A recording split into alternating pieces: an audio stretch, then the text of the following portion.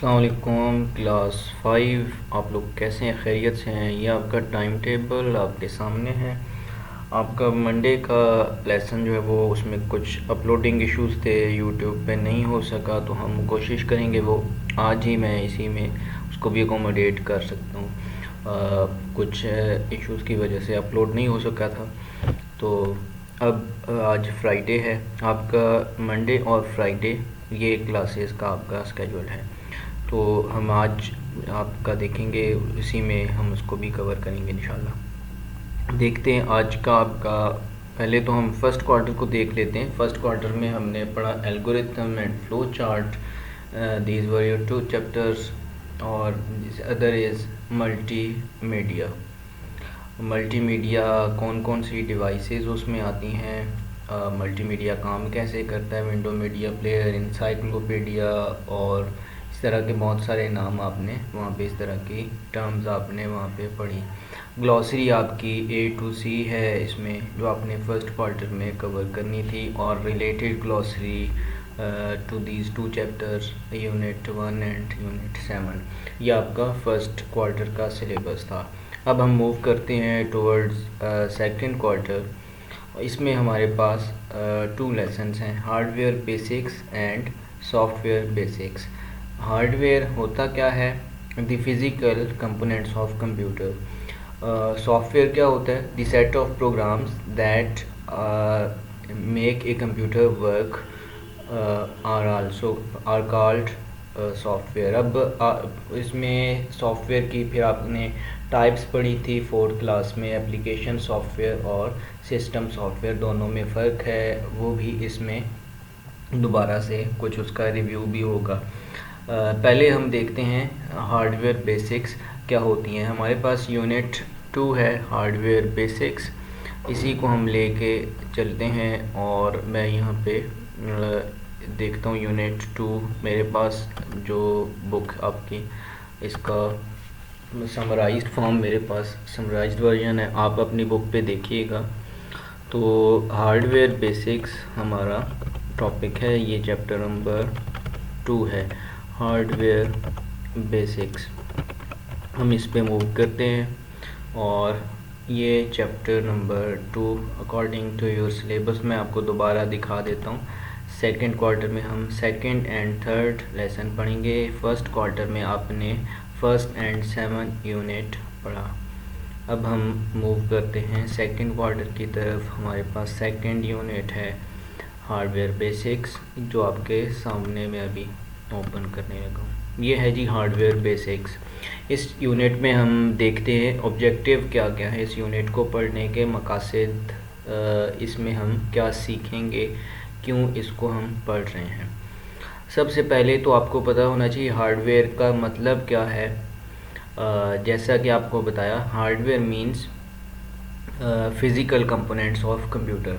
Physical components यानी कि वो पार्ट्स, वो कंप्यूटर के वो हिस्से जिन्हें हम क्या कर सकते हैं, देख सकते हैं, छू सकते हैं, ठीक है। And that take some space, occupy some space, वो सारे फिज़िकल पार्ट्स, फिज़िकल कंपोनेंट्स कहलाते हैं, जिन्हें हम हार्डवेयर कहते हैं। आपको पता होना चाहिए कि कॉमनली यूज्ड कंप्यूटर हार्डवेयर कौन कौन सा है। आमतौर पर कौन सा हार्डवेयर है कंप्यूटर से रिलेटेड जो बहुत इस्तेमाल होता है। इसके अलावा फीचर्स और फंक्शंस, जो कौन सी खसूसियात हैं, कौन से करैक्टरिस्टिक्स हैं, कौन से फीचर्स हैं, कौन से काम हैं जो डिफरेंट हार्डवेयर जो है वो परफॉर्म करता है और प्रोवाइड करता है। इसके बाद हम देखेंगे कि मेमोरी क्या होती है, मेमोरी की टाइप्स कौन सी हैं, और मेमोरी किस तरह से काम करती है। इसके बाद एक्सपेंशन कार्ड्स क्या होते हैं। एक्सपेंशन कार्ड्स का मतलब है ऐसे कार्ड्स, आपने नाम सुना होगा ग्राफिक कार्ड्स, या आप यूज़ करते हैं साउंड कार्ड, तो या एथरनेट कार्ड। तो ये बेसिकली ऐसे कार्ड्स होते हैं जो, या VGA कार्ड आपने नाम सुना होगा, ग्राफिक कार्ड जिसे कहते हैं, वो बेसिकली ऐसे कार्ड्स हैं जो कंप्यूटर में बाद में लगाए जाते हैं, वो लाजमी नहीं होते इसके लिए, बट कंप्यूटर्स में ऐसी सीपीयू में या सिस्टम यूनिट जिसे आप कहते हैं डिब्बा, उसके अंदर ऐसी स्लॉट्स होती हैं जहाँ पे ये कार्ड्स लगते हैं। तो जगह पहले से होती है, वहाँ पे ऑप्शन होता है, आप अगर लगाना चाहें अपने यूज़ के मुताबिक तो आपके पर्पस के लिए वो एक्सपेंशन कार्ड्स अवेलेबल होते हैं। इसके बाद हम देखेंगे इसमें बार कोड रीडर्स क्या होते हैं, फिंगरप्रिंट स्कैनर्स किस तरह काम करते हैं, क्या होते हैं, और रोबोट्स क्या होते हैं। तो ये हम इस चैप्टर में देखेंगे हार्डवेयर बेसिक्स में। आपको टर्म हार्डवेयर के बारे में थोड़ा सा अगर रिकॉल करें तो आपने पढ़ा था कि ऐसी हार्डवेयर ऐसी चीज़ें हैं, आपने 3 क्लास में भी जो पढ़ा उसमें सारी डिवाइसेस आ जाती हैं, इनपुट प्रोसेसिंग आउटपुट। तो ये फ़िज़िकल कंपोनेंट्स होते हैं जिन्हें आप देख सकते हैं, छू सकते हैं। और सॉरी, आप अभी 5 क्लास में, तो आपने 4 क्लास में पढ़ा था। तो ये सारी चीज़ें आपने वहाँ पे देखी कि इनपुट प्रोसेसिंग आउटपुट जितनी भी डिवाइसेस हैं वो सारी मिलके हार्डवेयर ही कहलाती हैं। ये ऐसे कंपोनेंट्स हैं, ऐसे पार्ट्स हैं कंप्यूटर के जिन्हें आप देख सकते हैं और छू सकते हैं। These are called physical components, जिन्हें आप हार्डवेयर का नाम देते हैं। इनमें इनपुट प्रोसेसिंग आउटपुट सारी डिवाइसेस इंक्लूड होती हैं। अब इसके बाद हमने देखा था कि माउस, कीबोर्ड और इसी तरह बहुत से डिवाइसेस, मदरबोर्ड और मेमोरी चिप, ये इन सब के बारे में हमने थोड़ा सा इंट्रोडक्शन हमने देखा था जो क्लास 4 में आपने पढ़ा। इसके बाद हमने देखा कि इसके अलावा और कौन कौन से पार्ट्स होते हैं, कौन सी टाइप्स होती हैं, किस तरह के जो स्टोरेज मीडिया कौन सा होता है, ये सारी चीज़ें आपने वहाँ पे इसके बारे में देखा था। तो अब हम देखते हैं सिस्टम यूनिट। सबसे पहले सिस्टम यूनिट उस डिब्बे का नाम है जो बॉक्स आपको नज़र आता है, जिसे आप आमतौर पर सीपीयू कहते हैं, बट सीपीयू उसके अंदर एक पार्ट का नाम है। उसका असल नाम क्या है? सिस्टम यूनिट या सिस्टम कहते हैं, ठीक है। तो वो डिब्बा जिसे आप सीपीयू कहते हो, सिस्टम यूनिट उसका असल नाम है।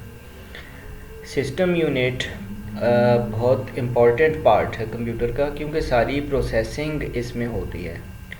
जितनी भी तरह के काम हैं, प्रोसेसिंग है, सारी डिवाइसेस इसके साथ अटैच होंगी। Either these are input devices या आउटपुट डिवाइसेस। वो सारी प्रोसेसिंग डिवाइस जो कौन सी है, सिस्टम यूनिट, उसके साथ अटैच होती हैं, सारी केबलिंग उसके साथ हुई होती है और वहाँ पे ये सारी चीज़ें हो रही होती हैं, जितनी प्रोसेसिंग होती है, और फिर वही आपको रिज़ल्ट प्रोवाइड करता है। ये रेक्टेंगुलर बॉक्स होता है जो या तो टेबल पे रख सकते हैं, जैसे कि आपकी लैब में पड़े हुए हैं सिस्टम यूनिट, या आप नीचे जगह बनी होती है, आपने देखा होगा राइट या लेफ़्ट पे आपके पाँव के साथ जो स्पेसिफिक जो आजकल इसके लिए टेबल बनता है, कंप्यूटर टेबल, तो उसमें नीचे जगह बनी होती है, तो अंडरनेथ दी टेबल आप इसको कर सकते हैं। इसके बाद आपने देखा होगा कि आप बहुत सारे लोग सीपीयू को और सिस्टम यूनिट को मिक्स कर देते हैं। जब ये उन्होंने ये लिखा हुआ भी है, a lot of people confuse CPU and system unit. ये दोनों मिक्स नहीं करना आपने। सीपीयू एक छोटे से पार्ट का नाम है जो कहाँ पे होता है? इस सिस्टम यूनिट यानी कि इस बॉक्स के अंदर होता है। तो सीपीयू इसका हिस्सा है, इस पूरे को आप सिस्टम यूनिट कहते हैं।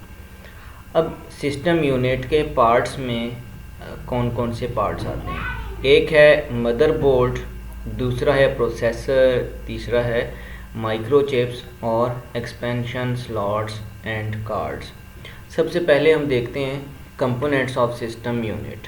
सिस्टम यूनिट में कौन से यानी कि इस डिब्बे में कौन कौन सी चीज़ें हैं।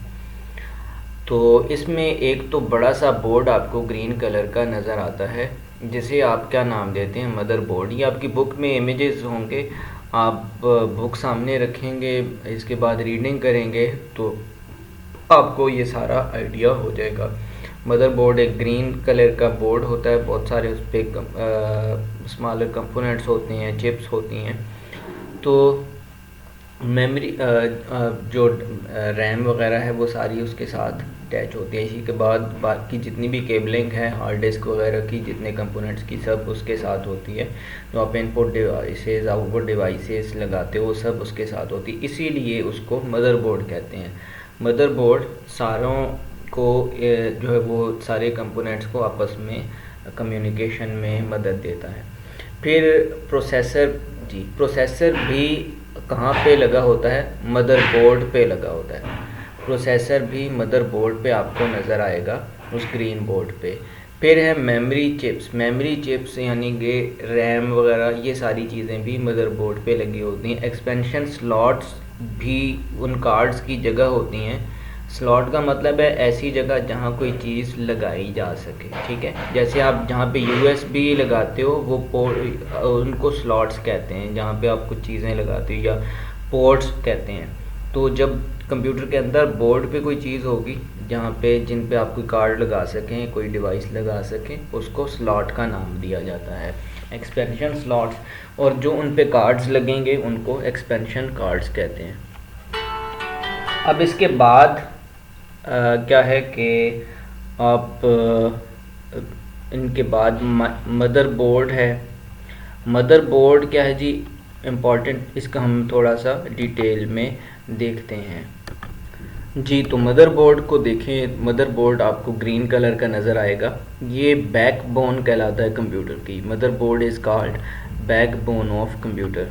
क्यों कहलाता है? क्योंकि सारी डिवाइसेस जितनी भी हैं, ये आप देखते हो, आपकी रीढ़ की हड्डी जिसे कहते हैं बैकबोन, ये अगर नहीं होगी तो आप खड़े नहीं हो सकते, आप चल नहीं सकते, आप कोई पोजीशन नहीं ले सकते, कोई काम, आप वज़न नहीं उठा सकते। तो बेसिकली आपके सारा जो बॉडी है वो रिलाई करती है आपके बैकबोन पे। आप सिट करते हैं, मूव करते हैं या लेटते हैं, जो भी आप मूवमेंट करते हैं, सबके लिए आपकी बैकबोन जो है वो बहुत इम्पॉर्टेंट है।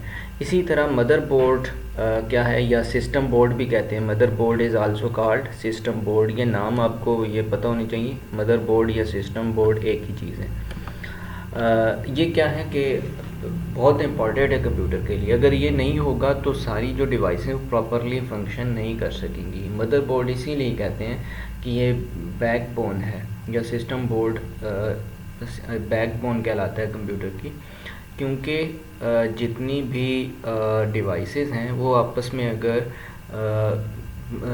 जो वो उनका इंटरकनेक्शन है, वो आपस में वर्क करती हैं, इनपुट से प्रोसेसिंग होती है और फिर आउटपुट जाती है, तो वो सारी आपस में अटैचमेंट उनकी मदरबोर्ड की मदद से होती है। Motherboard contains micro processor of computer which is also called CPU। Motherboard पे ही आपको तमाम डिवाइसेस जो हैं वो अटैच नज़र आती हैं। वो बैक साइड पे जितनी आप केबलिंग करते हो, कंप्यूटर के साथ लगाते हो उस डिब्बे के साथ, तो वो बेसिकली मदरबोर्ड के साथ अटैच हो रही होती हैं। अब क्या होगा कि माइक्रो प्रोसेसर, जिसे आप, ये एक छोटा सा जो है वो चिप होती है जिसे आप CPU कहते हैं, ये उसके अंदर होती है और ये ब्रेन कहलाता है। इस पूरे डिब्बे को सिस्टम बोर्ड सिस्टम यूनिट कहते हैं, या आप क्या कहते हैं, सिस्टम कहते हैं। और उसके अंदर जो पार्ट्स होते हैं, मदरबोर्ड होता है, और मदरबोर्ड के ऊपर जो चीज़ चिप नुमा लगी होगी जो प्रोसेसिंग करती है, वो CPU कहलाती है। अब CPU is called brain of computer. Beside this RAM, ROM और जितनी इस तरह की डिवाइसेस हैं, हार्ड डिस्क है, डिस्क ड्राइव्स है, अदर जितने भी कंपोनेंट्स हैं, वो सारे कनेक्टेड होते हैं टू दी मदरबोर्ड। और जो जितने भी उनके काम हैं वो मदरबोर्ड की मदद से वो कर रहे होते हैं। अगर मदरबोर्ड नहीं होगा तो डिवाइसेस की आपस में कनेक्टिविटी नहीं होगी और इनपुट, प्रोसेसिंग, आउटपुट, ये सारी चीज़ें नहीं हो सकेंगी। इसके बाद आप देखते हो कि जितना भी आप हार्डवेयर अटैच करते हो बैक साइड पे या फ्रंट पे, वो सारे मदरबोर्ड के साथ ही कनेक्ट हो रहा होता है। अगर आप यूज़ करते हो, आप देखते हो कि आपने स्कैनर, प्रिंटर या कोई भी चीज़ अटैच की है, या आप यूएसबी लगाते हो या कैमरा अटैच करते हो, वो सारी चीज़ें किसके साथ लग रही होती हैं, मदरबोर्ड के साथ। इसके बाद आपने देखना है कि उसमें सिस्टम यूनिट में आपको पूरा एक बॉक्स वो कवर हुआ होता है, और उसके अंदर जब आप बोर्ड को देखते हैं तो वो ग्रीन कलर का नज़र आएगा। बुक में उसकी पिक्चर भी बनी होगी। तो ये ग्रीन बोर्ड ही मदर बोर्ड है, या जिसे आप कहते हैं कि सिस्टम बोर्ड। अब ये इस पे इसके अलावा भी बहुत सारे पार्ट्स होते हैं जिसके आप नेटवर्क चिप्स वगैरह जो लगाते हैं, यानी कि नेटवर्क जो कंट्रोल करती हैं, जिसकी मदद से इंटरनेट आप चलाओगे। और इसके अलावा जितने भी कार्ड्स लगाते हैं आप, वो सारे इस पे लगते हैं। तो large green plate being all the components इस मदरबोर्ड जो आपकी बुक में बना हुआ है, पिक्चर आपको नज़र आएगी। अब प्रोसेसर क्या होता है? प्रोसेसर क्या है? सीपीयू का नाम है। वो एक छोटी सी चिप होती है, उसकी भी पिक्चर आपकी बुक में बनी होगी। वो मदरबोर्ड के ऊपर लगी होती है, ठीक है। वो अलग से उस पूरे डिब्बे को इसीलिए सिस्टम यूनिट नहीं कहते। अब CPU stands for central processing unit. ये ब्रेन ऑफ कंप्यूटर कहलाता है, बातें पहले पढ़ चुके हैं आप। ये जितनी भी तरह की प्रोसेसिंग होती है सारे ये रिस्पॉन्सिबल होता है। CPU is brain of computer because it controls it is the control center that controls all devices attached to the computer। जितनी भी devices आप input processing input output जितनी भी devices आप attach करते हो storage की और different purposes के लिए, graphics के लिए, sound के लिए, जितनी भी वो सारी किसके साथ अटैच होते हैं, वो कौन कंट्रोल करता है? CPU उनको कंट्रोल करता है। अब इसके बाद आप देखते हो कि हार्ड ड्राइव जितनी अटैच होती हैं और उसके ऊपर जो डाटा स्टोर होगा वो भी सीपीयू अप्रूव करता है कि कौन सा डाटा कहाँ पे जाना है, आउटपुट को कौन सा जाना है, कौन सा स्टोरेज में जाना है। इसके अलावा क्या होता है कि अगर सीपीयू काम करना छोड़ दे, if CPU of a computer stops working, तो क्या होगा? Computer will not switch on, तो आपका कंप्यूटर ऑन नहीं होगा। ये अक्सर ऐसे होता है आपके, शायद ना आपने देखा हो कि अब सिस्टम जब बिल्कुल ब्लैक स्क्रीन आप ऑन करो और कुछ भी ना आ रहा हो, दैट मीन्स के सीपीयू के साथ कोई प्रॉब्लम है, और जब सीपीयू काम नहीं करता तो कंप्यूटर ऑन ही नहीं होता, ठीक है। इसके बाद क्या है कि सीपीयू क्या कि अगर वर्किंग कंडीशन में है सही तरह से, तभी आपका कंप्यूटर काम करेगा। ये आपके टेक्स्ट बुक में ये सारी चीज़ें लिखी होंगी, आपको मैं आसान अल्फाज में बता रहा हूँ, तो आप रीडिंग भी करेंगे तो तब आपको ये समझ आएगी। अब इसके बाद आप देखते हो कि नेक्स्ट पॉइंट लिखा हुआ है सेंट्रल प्रोसेसिंग यूनिट्स अवेलेबल होते हैं डिफरेंट साइजेस के और स्पीड के। आपको मार्केट में आप ये आपने आजकल देखा होगा, मोबाइल भी जो आते हैं वो उनका बता रहे होते हैं कोर टू क्वाड है जी, ये क्वाड कोर प्रोसेसर और इस तरह की बातें जो बता रहे होते हैं। तो बेसिकली ये प्रोसेसर की टाइप्स होती हैं ऑन दी बेसिक, आप साइज़ और स्पीड के लिहाज से उनको डिफरेंट नाम देते हैं, डिफरेंट टाइप्स उनकी होती हैं। तो आप कंप्यूटर अगर सेल कहीं पे कर रहा है कोई, तो वहाँ पे क्या चीज़ें वो जब आप परचेज़ करने जाओगे किसी सेल पॉइंट पे, तो क्या होगा कि वो आपसे पूछेंगे आपको प्रोसेसर कितना हो, तो मीन्स कि आपको पता होना चाहिए सीपीयू की स्पीड अब गीगाहर्ट्ज़ में होती है, उसको मेजर किया जाता है। तो वो आपकी जितनी रिक्वायरमेंट होगी आप उसके मुताबिक बताओगे, तब वो आपको, ऐसे नहीं कि जी मुझे कंप्यूटर दे दें।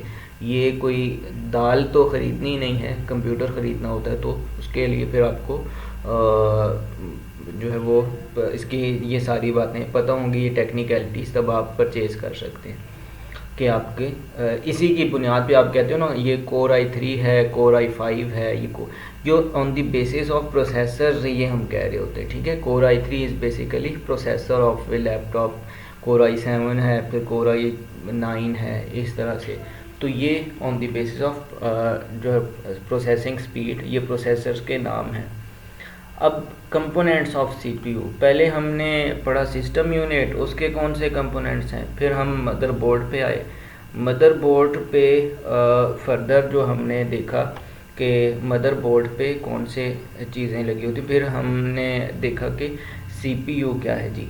अब सीपीयू के मज़ीद सीपीयू के कौन से पार्ट्स होते हैं, ये आपने अर्लियर क्लासेस में पढ़ा भी है कि components of CPU, control unit होता है, उसमें अरिथमेटिक लॉजिक यूनिट होता है और रजिस्टर्स होते हैं। तो सीपीयू के जो है वो कौन से पार्ट्स हैं, CU, ALU and registers. Control unit क्या करता है, सीयू कंट्रोल यूनिट, ये पार्ट्स तो सारे इंपॉर्टेंट हैं। कंट्रोल यूनिट क्या करता है, कंट्रोल करता है, नाम से ज़ाहिर है कंट्रोल करता है, और कोऑर्डिनेट करता है। कोऑर्डिनेट का मतलब होता है कि राब्ते के लिए यूज़ होता है। जितने भी ऑपरेशंस होते हैं, जितने भी काम होते हैं, जितनी भी तरह की प्रोसेसिंग हो रही होती है, डिवाइसेस को आपस में उनकी कनेक्टिविटी को ये बनाता है और कंट्रोल सिग्नल्स देता है। कंट्रोल सिग्नल मीन के अभी अगर इनपुट यूज़र ने दी है तो कंट्रोल यूनिट बताएगा इनपुट से जो चीज़ आ रही है, जो इंस्ट्रक्शंस आ रही हैं वो कहाँ पे जाएंगी। फिर उनको जब कंट्रोल यूनिट जो ये भी बताएगा कि जो चीज़ें प्रोसेस हो चुकी हैं वो आउटपुट में जाएंगी या स्टोरेज में जाएंगी। ये सारे काम कौन कर रहा होता है, कंट्रोल यूनिट। तो कंट्रोल, अब इसको रीड भी करते हैं। Control unit controls the flow of data in computer, ठीक है। कोऑर्डिनेट करता है, कंट्रोल करता है जितने भी ऑपरेशंस होते हैं, और फ्लो ऑफ डाटा को भी कंट्रोल करता है। इसके अलावा जो कंट्रोल यूनिट कौन से फंक्शन परफॉर्म करता है, when we give instructions to the computer through input device. When we give input, जब हम इनपुट देते हैं, इसका मतलब ये है कि जब हम इनपुट देते हैं तो क्या होता है कि कंट्रोल यूनिट एक्सेप्ट करता है data from it and sends it to the memory, ठीक है। जब हम कंप्यूटर को इनपुट देते हैं यूजिंग एन इनपुट डिवाइस, तो कौन एक्सेप्ट करता है, कंट्रोल यूनिट एक्सेप्ट करेगा और इसको कहाँ पे भेजेगा, मेमोरी को भेजेगा। फिर जब इंस्ट्रक्शंस होती हैं जो भी जितनी भी यूज़र्स की तरफ से, वो प्रोग्राम की सूरत में हो या उनको under it understands the given instruction in the form, जितने भी हम इंस्ट्रक्शंस देते हैं वो प्रोग्राम की सूरत में हों या सिंपल इंस्ट्रक्शंस हों, वो सिंपल कमांड्स हों, ये उनको कन्वर्ट करता है और कंट्रोल सिग्नल्स बनाता है, ठीक है। कंट्रोल सिग्नल्स बनाता है। कंट्रोल सिग्नल्स को फिर ये क्या करेगा, इंस्ट्रक्शंस को कहाँ पे भेजेगा, मेमोरी यूनिट में भेजता है, और इनपुट से मेमोरी यूनिट में, मेमोरी यूनिट से कहाँ पे भेजेगा, from memory unit to arithmetic logic unit भेजेगा, ठीक है। तो कंट्रोल यूनिट जब जितनी भी हम इनपुट देते हैं उसको पहले कहाँ पे भेजता है, मेमोरी में भेजेगा, फिर मेमोरी से उठा के उसको कहाँ पे भेजेगा, अरिथमेटिक लॉजिक यूनिट में। और जब उस पर अरिथमेटिक लॉजिक यूनिट में प्रोसेसिंग वगैरह हो जाएगी, after the ALU has processed the data, processing हो जाएगी, तो इसके बाद क्या होगा, CU sends the result to the memory unit. तो फिर वो दोबारा से जो रिज़ल्ट होगा उसको मेमोरी यूनिट में भेजेगा। पहले इनपुट को मेमोरी यूनिट में भेजा, फिर मेमोरी यूनिट से उठा के उसको ALU में भेजेगा, ALU में प्रोसेसिंग होगी, और प्रोसेसिंग होने के बाद ALU से उसको उठा के कहाँ पे भेजेगा, प्रोसेस्ड डाटा को कहाँ पे भेजेगा, मेमोरी यूनिट में, और फिर मेमोरी यूनिट से आउटपुट डिवाइसेस में भेजेगा। ये सारे 4 फंक्शंस हैं वो कौन परफॉर्म कर रहा होता है, कंट्रोल यूनिट। यही बातें आप इनको रिपीट, आप इनको सुनेंगे तो साथ में रीड करेंगे, ये पॉइंट्स आपको समझ आ जाएंगे सिंपल वर्ड्स में। फर्स्ट वन, सेकंड, थर्ड और फोर्थ, ये पॉइंट्स मैंने आपको 4 उसमें बताए हैं। यहाँ पे ये बात इतनी को उसको ये भी एज पॉइंट इसको मत लें, वैसे आप रीड कर सकते हैं, आपकी बुक में जिस तरह से है तो आपने ये पॉइंट सुनेंगे आपको समझ आ जाएगी। रिपीटेटिवली सुने, इसको साथ में रीड करें। इसके बाद अरिथमेटिक लॉजिक यूनिट ALU, ये क्या है? ये ऐसा पार्ट है CPU के, हमने कौन से पार्ट्स देखें? एक हमने देखा CU, दूसरा ALU और थर्ड वन इज रजिस्टर। अभी हम ALU देख रहे हैं। ALU क्या करता है? कंट्रोल करता है जितनी भी तरह की कैलकुलेशन होती है, एडिशन कर रहे हैं आप, सब्ट्रैक्शन कर रहे हैं, डिवीजन, मल्टीप्लिकेशन, जितनी भी तरह की कैलकुलेशंस हैं वो सारी कौन करेगा? ALU कंट्रोल करेगा। तो ये इसीलिए इसको अरिथमेटिक का मतलब है प्लस माइनस मल्टीप्लाई डिवाइड, यानी कि addition, subtraction, division, multiplication. Logic का मतलब है कि ये लॉजिक को भी अंडरस्टैंड करता है और डिसीजन मेकिंग भी इसकी मदद से होती है। It also understands the logics and makes decision such as comparing two numbers. Two values हैं, उनमें से बड़ी कौन सी है, छोटी कौन सी है, तो ये कौन डिसाइड करेगा? ALU डिसाइड करेगा। And deciding if they are equal, अगर दोनों वैल्यूज़ इक्वल हैं या इनइक्वल हैं, वो भी कौन डिसाइड करेगा? अरिथमेटिक लॉजिक यूनिट डिसाइड करेगा। कंपैरिजन जितना भी होता है, कैलकुलेशन जितनी भी होती है, वो ALU करता है।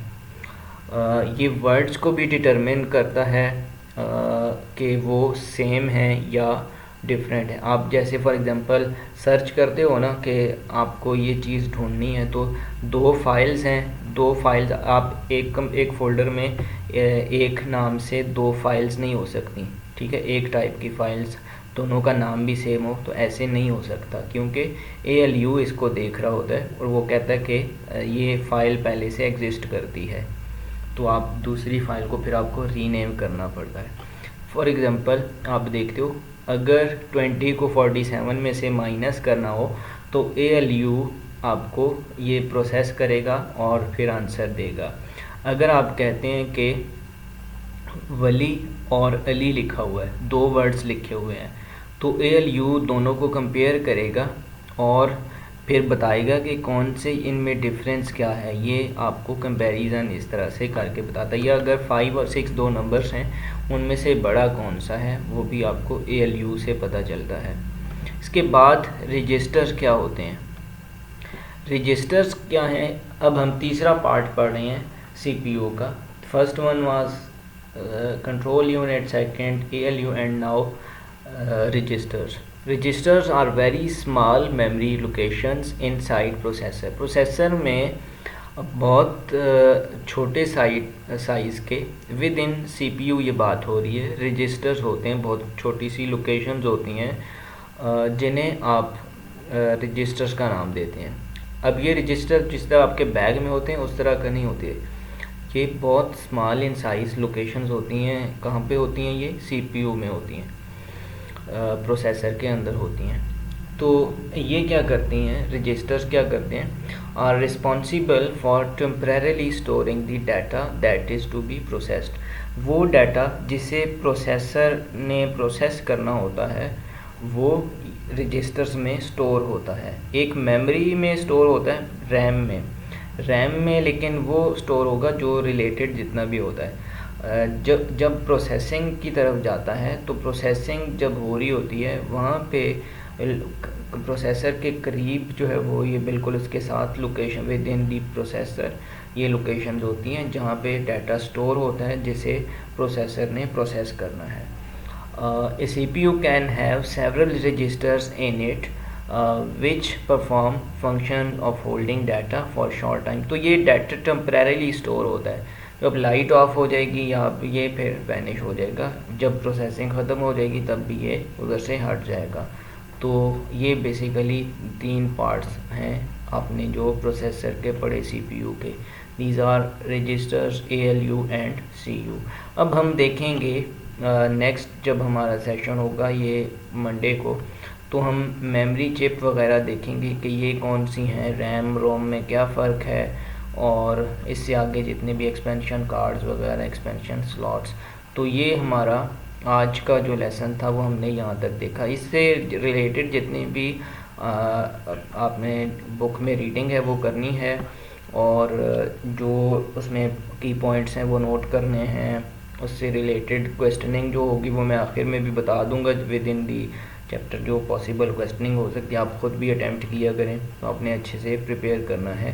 ये मैंने कोशिश की कि जो मंडे को मिस हुआ था वो भी अकोमोडेट, तो आपको बर्डनाइज भी ना किया जाए और आपका लेसन अच्छे से हो जाए। अस्सलाम वालेकुम।